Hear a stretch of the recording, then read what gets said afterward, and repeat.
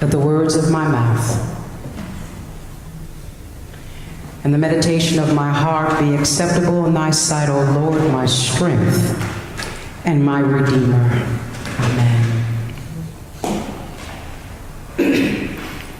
This evening, I want to talk from this subject, a ridiculous story. A ridiculous story. I have to be honest. This Good Friday story has always been disturbing to me, especially when I was younger. I just couldn't understand whose bright idea it was to name today Good Friday. I just couldn't understand what's so good about Good Friday. I just couldn't wrap my head around the idea that Jesus would have thought it was a good day for him. For he was betrayed by a friend and his religious community. He was arrested, he was beaten, he was whipped, he was spit on, he was mocked, he was denied, he was left, he was nailed to a cross, and he dies and is placed in somebody else's tomb, a borrowed tomb. I really don't think Jesus thought he was having a good day on that Friday. I must be honest, for the longest, this story was absolutely ridiculous to me. How about you? Be honest. Did you ever feel like this guy, Jesus, was just plain crazy? Be honest. I don't know why. Be honest. Did you ever feel like this guy, Jesus, was just plain ridiculous? Why would he go through all of that for a friend? John 15:13 says, "No greater love than this, than a man who will lay down his life for a friend."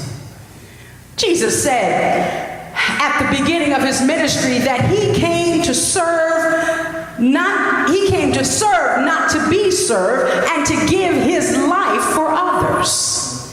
Now, think about this. Jesus was not shot by a gun and it's over. No. Jesus was not struck by a bow and arrow and it's over. Jesus was not hit by a car or blown up by a bomb and it's over. No, he was crucified. Now, crucifixion was a terrible way to die. For crucifixion is a method of capital punishment, execution, in which the victim is tied or nailed to a large wooden beam and left to hang. Perhaps for several days, until eventually death from exhaustion or suffocation happens. The cross was a place of torment and suffering. It wasn't meant to be a quick death, you see. What is interesting is how, in the modern world today, we have come to look at the cross as this thing of beauty, in which artwork and jewelry and a symbol of what Jesus did for us. But people in Jesus' time had a totally different view of what the cross meant. To them, the cross was a symbol of Roman oppression. To them, the cross was a symbol of pain and suffering and of death. I really do. I think they might be a little bit puzzled at our modern view of the cross. To them, it would be like wearing a coffin or a casket around your neck. Death by crucifixion was meant as a slow, humiliating, and agonizing way to die. Crucifixions were meant to serve as a warning to anyone who witnessed them. The Romans wanted everybody to know that, hey, this is what's going to happen to you. challenged the Romans. The Romans wanted everybody to understand this is what's going to happen to you if you break the law. This is what's going to happen to you when you make trouble for us. This is what's going to happen to agitators who try to agitate and corrupt and change or do anything with the status quo, because we like things just the way they are.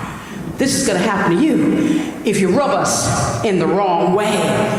What must be understood is that Pilate did not want to crucify Jesus.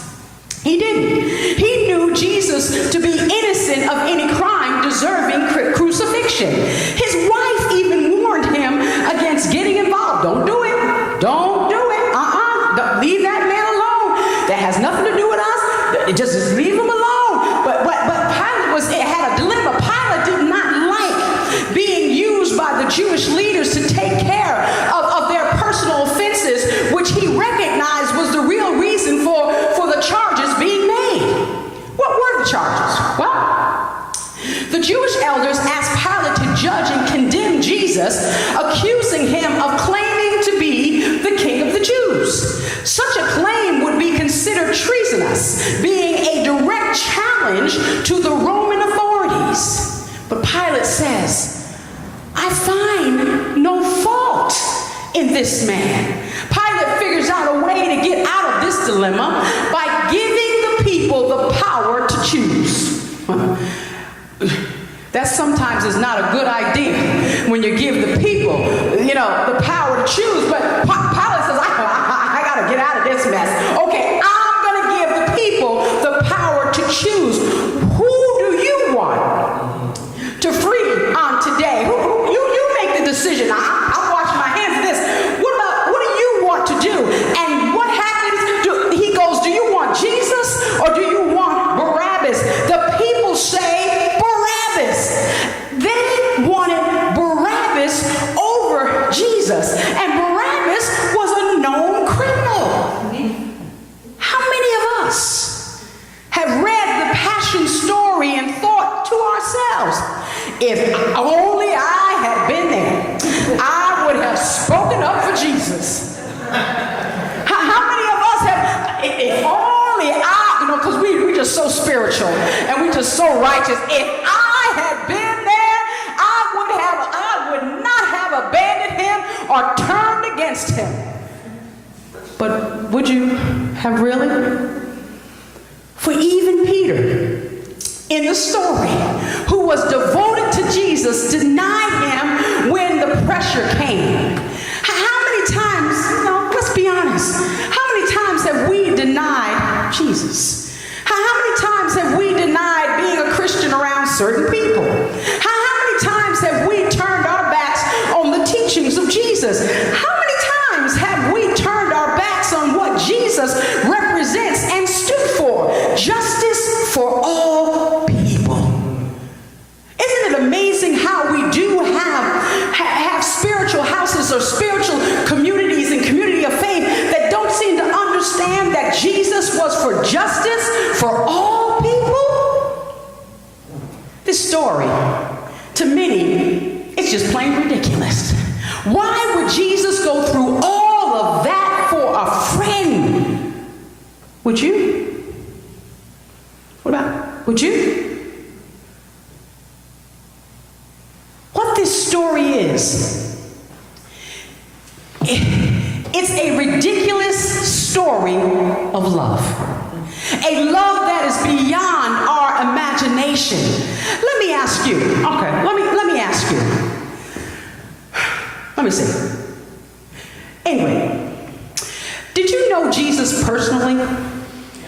What? You didn't know him personally? Okay, all right. Jason, did you know Jesus personally? Okay. Well, let's go. Was he your neighbor? He wasn't your neighbor. All right. Sandy, did you go to school with him? You didn't go to school. Raj, did you shoot pool with him or darts? Or a few beers? Drink a few beers with Jesus? I live with Jesus in the form of my wife. You live with Jesus in the form of your wife. Do we know Jesus personally?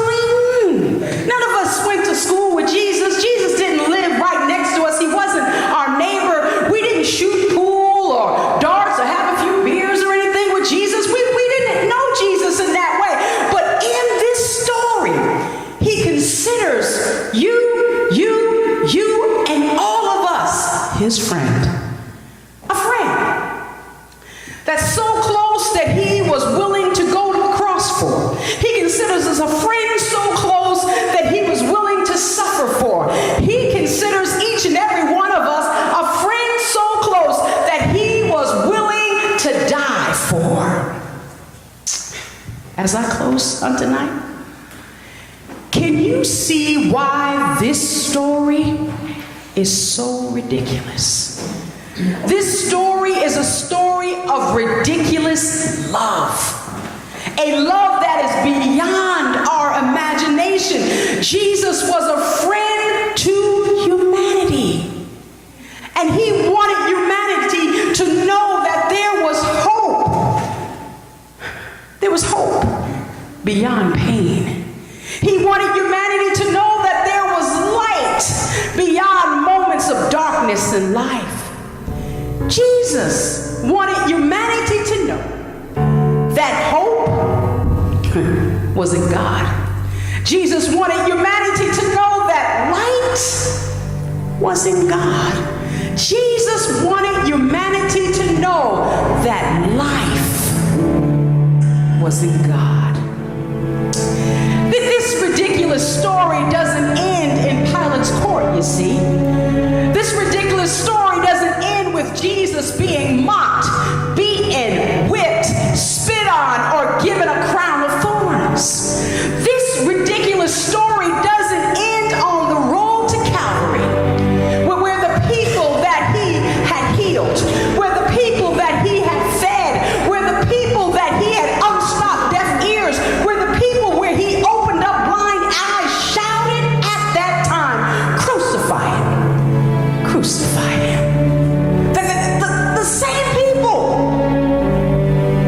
The same people that who just a little while ago were waving palm branches and shouting, Hosanna, Hosanna, blessed is the one who comes in the name of the Lord. These same people were now in the crowd shouting, crucify him, crucify him, give us Barabbas, crucify him. This is a ridiculous story.